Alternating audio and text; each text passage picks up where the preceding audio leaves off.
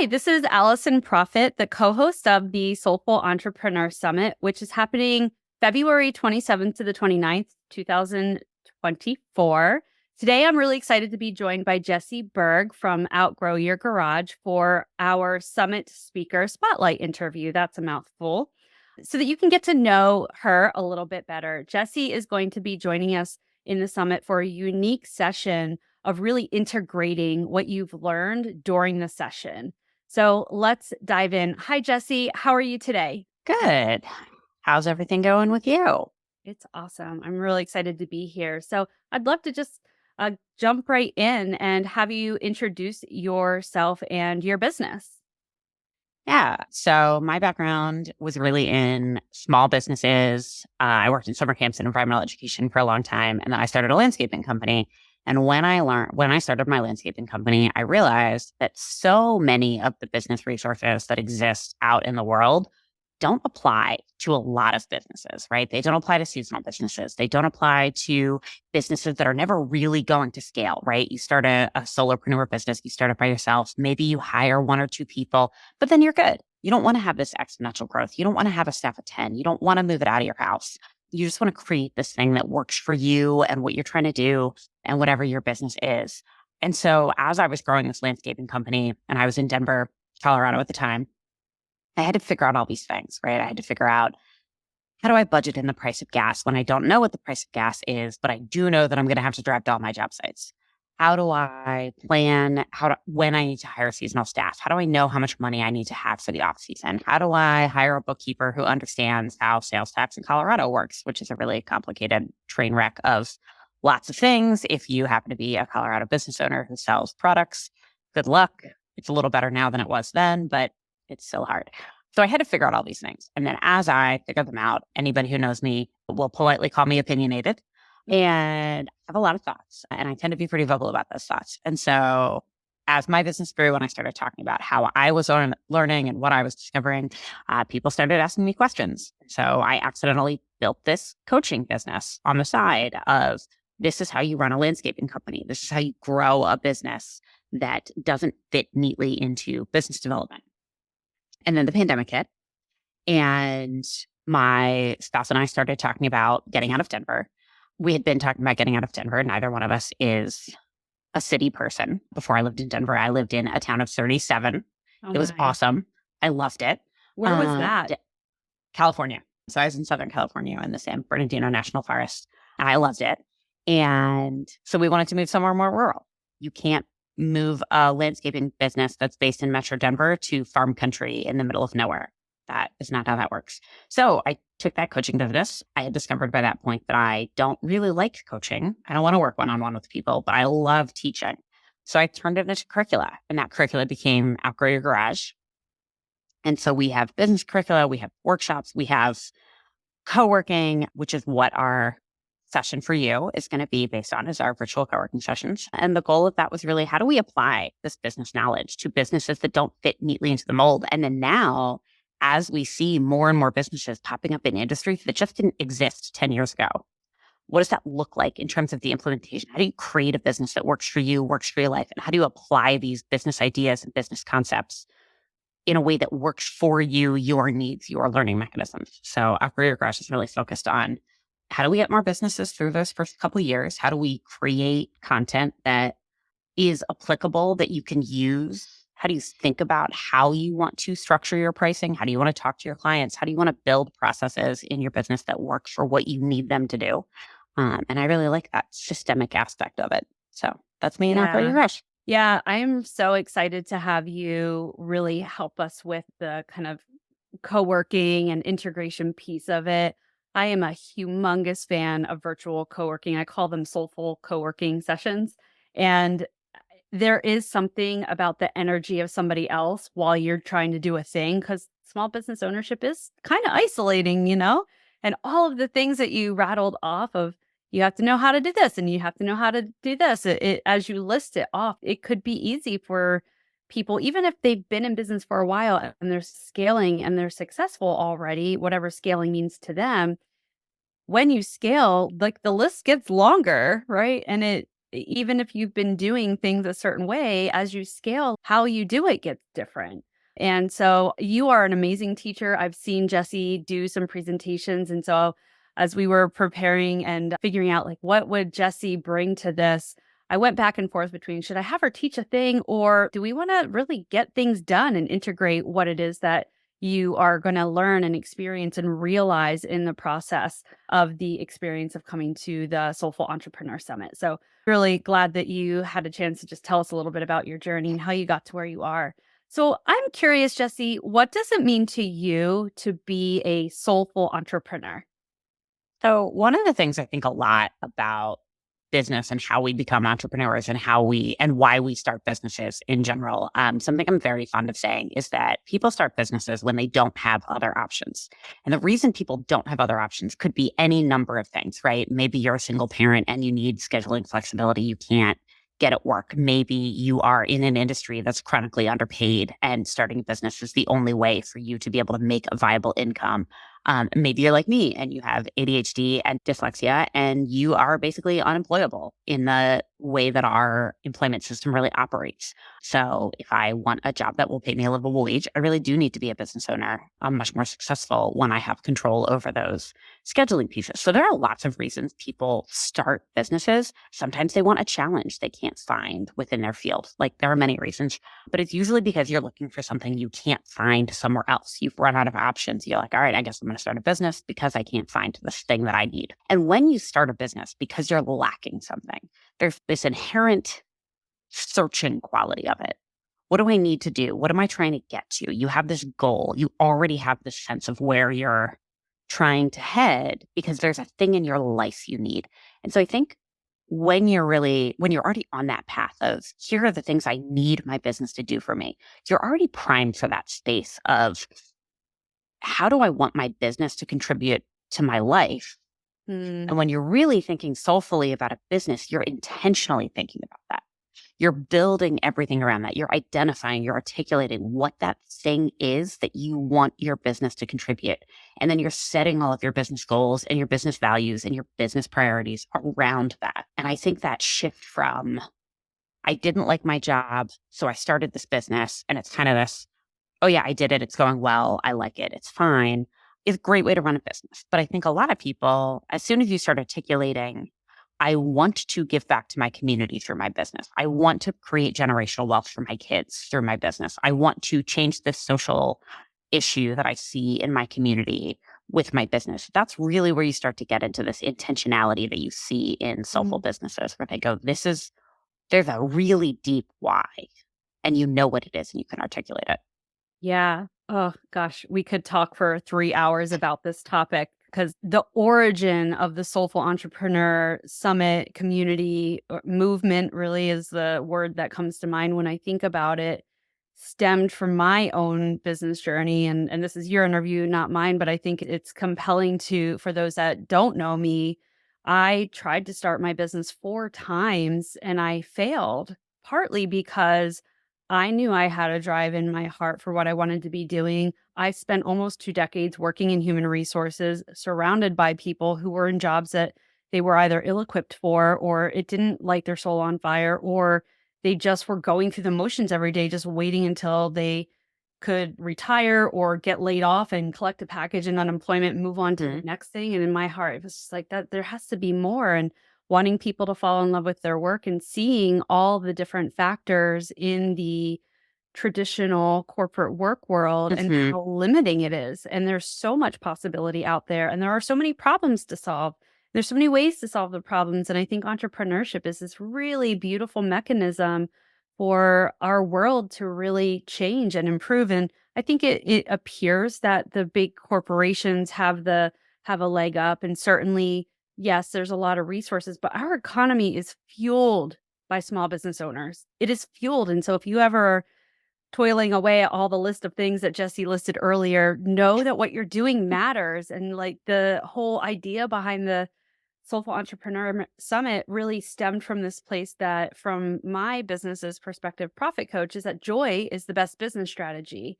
And if you love what you're doing and how you're doing it, then it will be more sustainable. Then you will have more success. And I'm just so in line with all the things that you said in terms of that. And it's very easy for entrepreneurs to give up because they lose that why, because they're following these formulas that people say that they have to do to be successful.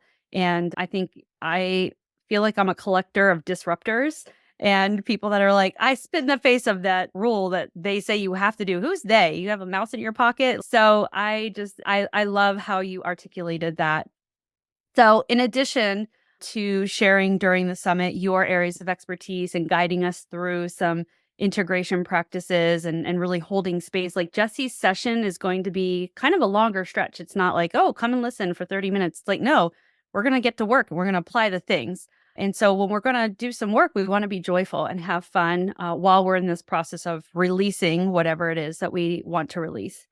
In the highlighting of the importance of fun, part of our speaker process, we ask all the speakers to provide us with information and things like that. We ask them to share their go-to song, the song that kind of gets them pumped up and energized. So I would love to know, Jessi, what is your go-to song and what is it about that song or songs that hypes you up? Yeah. So this is actually a really hard question for me. I want you to know because my musical taste is really diverse. It spans many different genres from classical through pop, through classic rock, through punk, through country, like all across the map, all kinds of different things depending on what I'm in the mood for that day. So I was like, okay, so I had to start with, okay, what genre do I want to think about in terms of what's fun, right? What'll be kind of fun for lots of people? Because some of what I listen to is pretty weird, right? There's a band that's effectively a cross between Gogol Bordello and old school country that I'm listening to right now called the Dead South. And they're really great, but it's a really specific niche that they're in. So I really wanted to think about, okay, what are the genres? And so I was like, all right, like I'm just going to pick kind of like these off kilter things. So I decided Bowling for Soup so I'm almost 40, which means Bowling for Soup was a big band for me in high school and early college. They're awesome. They're from Texas. They're very fun. And that's one of the things I really like about Bowling for Soup as a band is they're just very joyful as a band. And they put out an album last year, and one of the songs on it is called Killing 'Em with Kindness. And I love it because it's just this joyful song about, okay, great, we're going to kill them with kindness. But also, like, it's got a little edgy where they're a little mad. I don't want to have to kill you with kindness. I want you to not be an asshole in the first place. So I don't have to kill you with kindness. Right. So I really like that. So that was one of the songs I picked. And then the other two are, because I picked three because I could not, once I got myself to a genre of fun bands from the 90s, then I was like, oh, well, I can't just pick one. So my other two in there are the Crazy ABCs from the Bare Naked Ladies, which if you know anybody under age 5 in your life who is learning the alphabet, it's just a great song to mess with children. It is one of my favorite things because it is full on an ABC song in which every single example of the letter is a word that does not sound like that letter. So P is for pterodactyl is one of the words in the song, right? So the whole song is like that. And I absolutely love it. It's great for small children and adults who like to mess with small children. And then the last one I picked is I'm a Paleontologist by They Might Be Giants because They Might Be Giants is delightful. And when I was a kid, I wanted to be a paleontologist. And here I am not being a paleontologist. And sometimes that's how life goes. That's amazing. You will be delighted to know that we actually create a curated playlist of all of our speakers' songs so that you, as an attendee, get energized for the summit too. And we'll be including the link to the playlist in the description of this post so that you can download the playlist and put it in your favorites. And we've been doing this Soulful Entrepreneur Summit playlist since the very first event back in 2021. So yeah, I love music also, and I don't like favorite questions. So when people's like, what's your favorite this? I'm like, oh, I don't have one, and I'm not going to follow your rules. So I love that you also didn't follow the rule and provided three, and all three of those will totally go on the playlist. Even if it's explicit, you can change your settings. It's not a big deal. So we've talked a little bit about your journey to who you are and how you're being in your business and in the world, your musical taste, what it means to be a soulful entrepreneur. I'd love to know, what are you most excited about? Two things. What are you excited about releasing for yourself at this summit? And what are you excited about sharing at the summit? Answer those in whichever order feels good to you. Kind of answer them concurrently because they're sort of the same thing. So one of the things that I've been working really hard on in this last year, last 6 months or so, is really thinking about the types of events that I want to present at, what's going to work really well for how I want to be in the world as a business owner, and especially as a business owner of a company that's growing rapidly and scaling and that is going to be hiring. I'm going to be bringing on new staff in the next 6 months to a year. So really thinking about what type of events do I want to be at? How do I want to speak at those events? How do I want to present myself? How do I want to present my company? So I've been doing a lot of thinking about that. And I actually spent last fall saying yes to everything, presented it, a bunch of different stuff, exhibited a bunch of different stuff. I traveled. I was gone from home for 34 days between the middle of August and the end of October. So it was not quite half, but almost in that 10-week period. And it was a lot. And I knew it would be a lot and I knew it would be too much. And I talked to my house and I said, all right, we're going to find the line of too much by crossing it. And boy, oh boy, did I. My dog was actually the first one to break and determine this is too much. So she is still, I think, recovering a little bit from how much I was gone. But I learned a lot. And so now I get to really go, here are the events that are going to serve my soul, that are going to serve the type of entrepreneurs I want to be around, serve the types of businesses I want to encourage. And I get to release this idea that you're supposed to go to a conference, get burned out, do that. And I get to help other people do that too, of this idea of like, okay, I'm going to learn all this stuff and then I'm going to have to take a week to recover from it because it was so much. I don't like that. I don't want to do that. And so one of the things I like about the Soulful Summit is this idea that you don't have to do that, right? There's no travel involved. You get to go, you get to hang out. You can kind of pick and choose what sessions. There's some space to not be around people all the time so that if you are an introvert, if you do need to recharge, if you need to go pick up your kid from school, you have the ability to do that. It's not all of these things that just are hard about conferences when we travel for them. And then I get to teach this session where I get to help people really deeply think about, what do I want to do after this? How do I want to take the things that felt the most meaningful, the things that are really inspiring me right now, and then build them into the future of my business? How do I think about those baby steps of, this is what I'm going to do next week. This is what I'm going to do next month. This is what I'm going to carry forward through next year, and start that process. And hopefully they learn a little bit about how to do that so that the next conference or the next talk or the next workshop, they have a little more of those skills of how to not have an experience and then just move on. Right. So you're pulling that thread through all the different areas of your life. And so I'm really excited to be able to like share that and talk about that and help people through some of that deep work around, what do I want? What do I want to do? How do I want to apply these concepts and do it in a way that feels achievable and not overwhelming, which is one of the key things I try to do with Outgrow Your Garage all the time. So I love that I get to do it in a session. Oh my gosh. Every time I do these spotlight interviews, I always have this moment of, how did this magic happen? How did I curate and connect with these humans? I've been following Jessi for years. Jessi, I don't think knew who I was, but I also have ADHD and it's a thing that I've talked openly about. And so I think that's how I stumbled across Jessi, and my light keeps turning off. So it's the Soulful Entrepreneur way. We just roll with it and then we turn it back on. And I don't know why it keeps turning off. So we're just going to turn it back on, and it's okay. It's perfect as it is. Soulful entrepreneurs won't be like, oh, that was unprofessional. But I ran into Jessi, I don't know, 3 times or something at different events. And she was on the speaking circuit. I mean, you were really out there. And I think that it's so beautiful that you consciously decided you're just going to say yes and do a bunch of things and see what it feels like for you to bump up and cross the line of, nope, that's not right. And that's a little bit about entrepreneurship. You can't be afraid to just start walking. Otherwise, you're just going to stand still and be like, well, I guess this is okay. I'm in my safe little cage here. And the fact that you are excited about this virtual event that does have space and room to breathe, as we've been working through putting the materials together for this event, it's been very difficult to articulate because this event is different.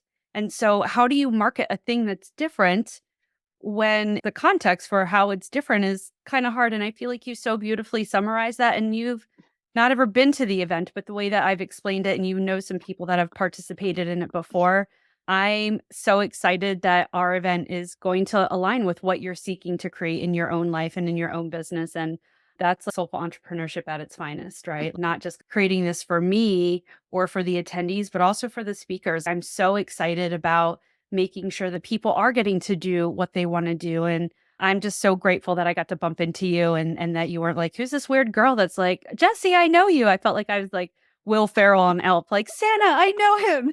Because she didn't know who I was. We met at Good Business Colorado, I think, at their event. So it was really great. So we have a couple of rapid fire questions. Jessi's not prepared for these questions. So these are just quick, what comes to your mind, answer, and we'll move on to the next. You ready?